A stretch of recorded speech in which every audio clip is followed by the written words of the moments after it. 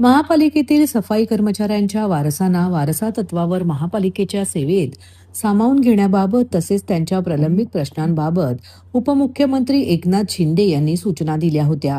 त्यानुसार महापौर शर्मिला पिंपळकर यांनी प्रशासनाला सातत्याने पाठपुरावा करून संबंधित प्रक्रिया पूर्ण करण्याचे निर्देश दिले होते.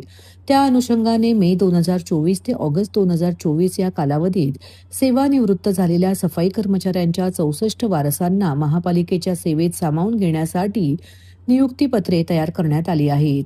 यापैकी प्रातिनिधिक स्वरूपात 10 जणांना महापौर दालनात महापौर शर्मिला पिंपळकर यांच्या हस्ते नियुक्तपत्र प्रदान करण्यात आली.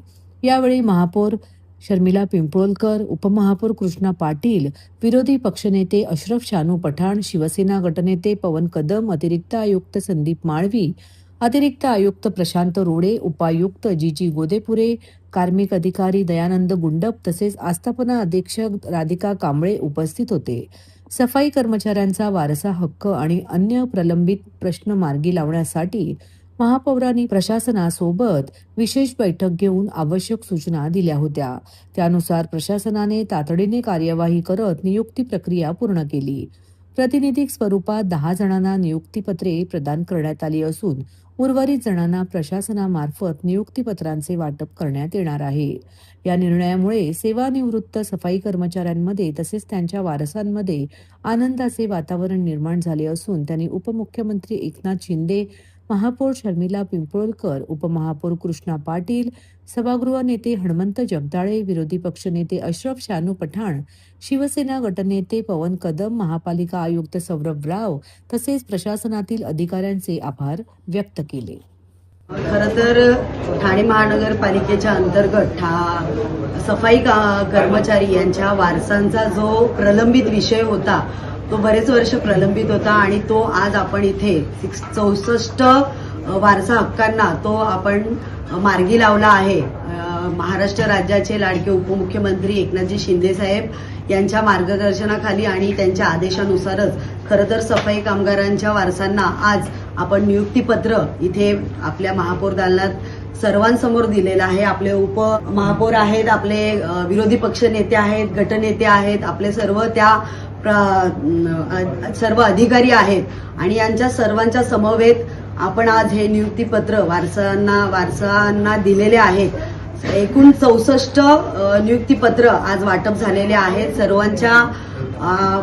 सर्वांच्या चेहऱ्यावर एक वेगळा आनंद होत आहे आणि असेच चांगले निर्णय यापुढेही या ठाणे महानगरपालिकेकडून घेतले जातील. धन्यवाद.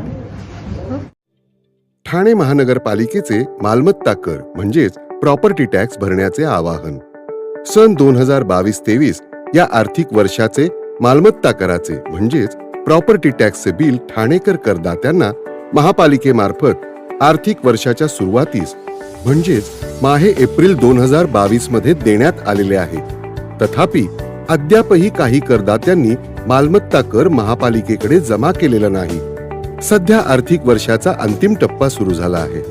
मालमत्ता कर वसुलीसाठी महापालिकेतर्फे कडक कारवाई हाती घेण्यात आली आहे. या अंतर्गत जंगम मालमत्ता, टीव्ही, फ्रीज, वाहन व इतर जप्त करणे तसेच स्थावर मालमत्ता वॉरंट बजावून जप्त करण्यात येत असून मालमत्तेचा जाहीर विक्रीद्वारे लिलाव करून कराची रक्कम वसूल करण्यात येत आहे. मालमत्तेस पाणी पुरवठा करण्यात येणारे नळ संयोजन खंडित करण्यात येत आहेत. त्याचप्रमाणे थकीत मालमत्ता करावर 2% व्याज आकारले जात असल्याने भरावयाची रक्कम वाढत आहे. आपला मालमत्ता कर propertytax.thanecity.gov.in या लिंकद्वारे तसंच गुगल पे, फोन पे, पेटीएम याद्वारे ऑनलाईन पद्धतीने करण्याची सुविधा उपलब्ध करून दिली आहे. शनिवार, रविवार व सार्वजनिक सुट्टीच्या दिवशी नागरिकांना मालमत्ता कर भरणे सोयीचे व्हावे याकरता महापालिकेचे मालमत्ता कर संलग्न कार्यालय या दिवशी कार्यान्वित ठेवण्यात आलेले आहे. तरी मालमत्ता कर वसुलीची अप्रिय कारवाई टाळण्याच्या दृष्टिकोनातून मालमत्ता कर भरून महापालिकेस सहकार्य करावे. धन्यवाद.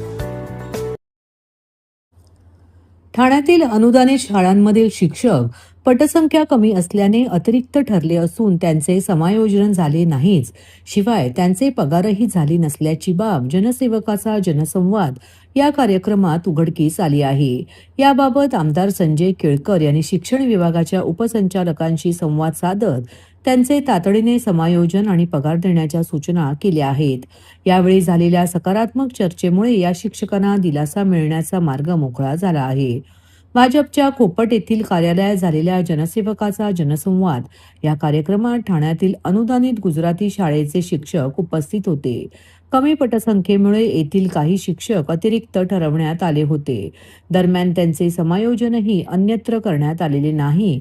मागील 3 महिने त्यांना पगार देण्यात आलेला नसून मतदार तपासणीच्या ही मोहिमेतही त्यांना सहभागी करून घेण्यात आले असल्याची तक्रार या शिक्षकांनी आमदार संजय केळकर यांच्याकडे निवेदनाद्वारे दिली.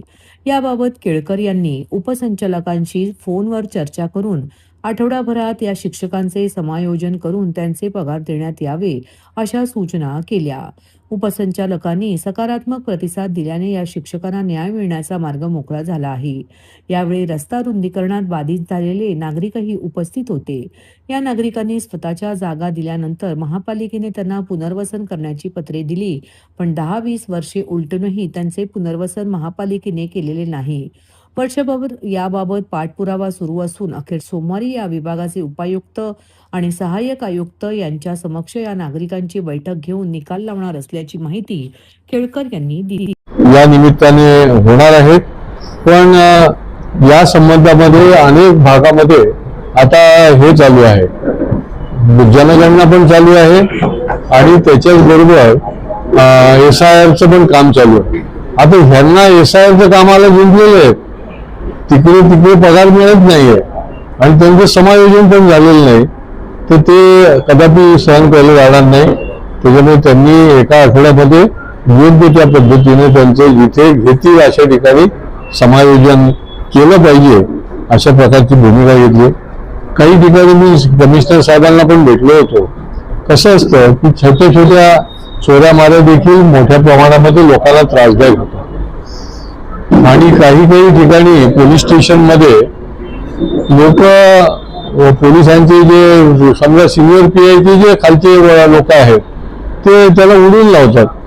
अहो, प्रत्येक ठिकाणी चोऱ्या निर्णया ठिकाणी CCTV फुटेज देखील लिहून जर होत नसेल तर ते योग्य होणार नाही. जॉईंट कमिशनरला आम्ही या संबंधामध्ये पुराव्यानिशी त्यांना आम्ही दिलेले कागद आणि त्याच्यावर तात्काळ कारवाई झाली पाहिजे आणि जी चोरी आहे ती CCTV मध्ये दिसत असल्यामुळे तुम्ही ती पकडली पाहिजे अशा प्रकारचे केलेलं आहे. बघा, महापालिकेमध्ये आता 3 विकेट गेलेले आहेत.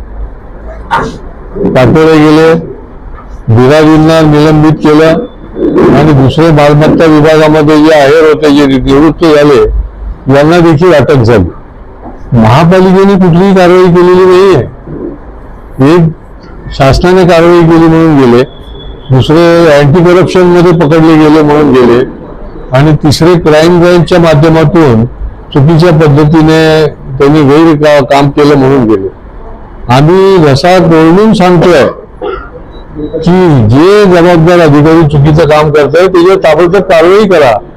त्याला कोण पाठीशी झालं होतं मला काय कळत नाही. या महापालिकेमध्ये होते तोपर्यंत व्यवस्थित चाललं होतं यांचं आणि त्याच्यानंतर त्यांच्यावर अशा पद्धतीची लोकांच्या भल्याकरता ही कारवाई झाली. परंतु महापालिकेने याच्यामध्ये दखल घ्यायला पाहिजे की अशा पद्धतीने अनेक तक्रारी आल्यावर आम्ही तक्रारी दिलेल्या आहेत, विधिमंडळ वेळा सांगायचो आम्ही, परंतु तुम्ही कारवाई केलेली नव्हती.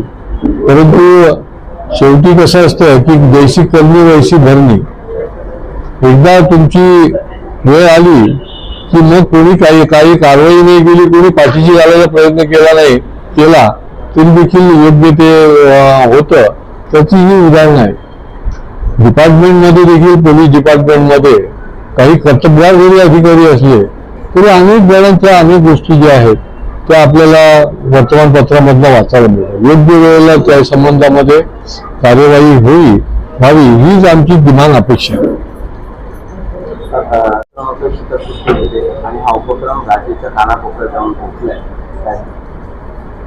नाही, आता हे कसं आहे की लोकांना लोकप्रतिनिधीने अवेलेबल व्हायला पाहिजे, त्याच्याबद्दलची विश्वासार्हता वाढली पाहिजे आणि एखाद्या काही सगळीच्या सगळी 100 कामं आली, 100 कामं विषय पूर्ण होतात असं नाही, परंतु त्याची प्रामाणिकपणे पाठपुरावा करून त्याच्या जितकी कामं त्यांची मार्गी लागतील, काही सामूहिक पण कामं असतात.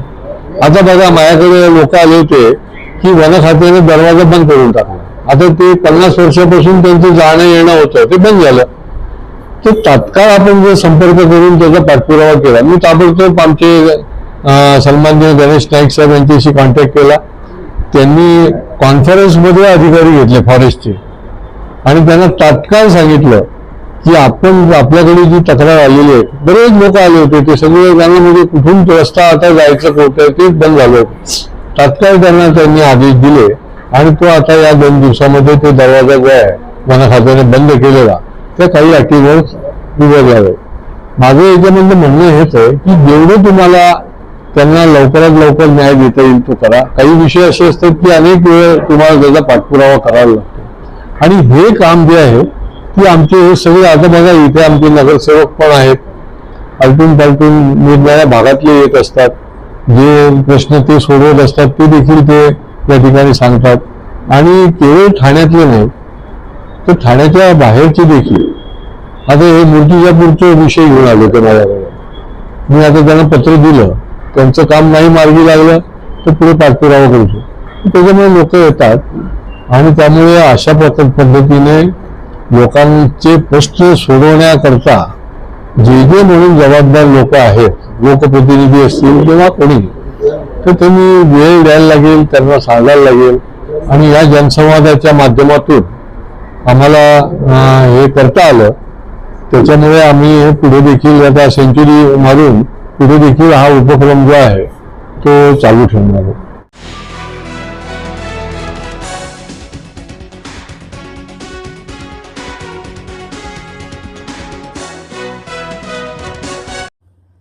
महाराष्ट्र शासनाच्या महसूल विभागामार्फत राबविण्यात येणाऱ्या छत्रपती शिवाजी महाराज महसूल समाधान शिबिर अभियान अंतर्गत कोळशेत येथे बाळकुंभ मंडळ आयोजित समाधान शिबिर उत्साहात संपन्न झाले. या शिबिरामध्ये वनपट्टा धारकांना त्यांच्या हक्काच्या जमिनी व घरसंदर्भातील प्रमाणपत्रांचे वितरण करण्यात आले. अनेक वर्षांच्या प्रतीक्षेनंतर स्वतःच्या हक्काची जमीन आणि निवाऱ्याचा अधिकार मिळाल्याने लाभार्थ्यांच्या चेहऱ्यावर समाधान, आनंद आणि भावनिक क्षण अनुभवायला मिळाले. या कार्यक्रमास कोकण पदवीधर मतदारसंघाचे आमदार ॲडव्होकेट निरंजन डावखरे उपस्थित होते. यावेळी त्यांनी लाभार्थ्यांशी संवाद साधत शासनाच्या या लोकाभिमुख उपक्रमाचे स्वागत केले. वन हक्कांच्या प्रश्नावर सामाजिक कार्यकर्ते विवेक पंडित यांच्या माध्यमातून अनेक वर्षापासून सातत्याने संघर्ष सुरू असून त्यांच्या सूचनांमधून आणि मार्गदर्शनातूनच हा विषय गेल्या 2 अधिवेशनांमध्ये विधान परिषदेत सातत्याने मांडल्याचे आमदार डावखरे यांनी सांगितले. यावेळी बोलताना त्यांनी नमूद केले की मुख्यमंत्री देवेंद्र फडणवीस यांनी विविध अधिवेशनांमध्ये शासनाची भूमिका स्पष्ट करत पट्टाधारकांना त्यांच्या हक्काची जमीन आणि घरे मिळवून देणे हेच शासनाचे धोरण असल्याचे वारंवार अधोरेखित केले होते. आज प्रत्यक्ष लाभार्थ्यांच्या हाती प्रमाणपत्रे देताना शासनाचा तो संकल्प प्रत्यक्षात साकार होत असल्याचे त्यांनी सांगितले.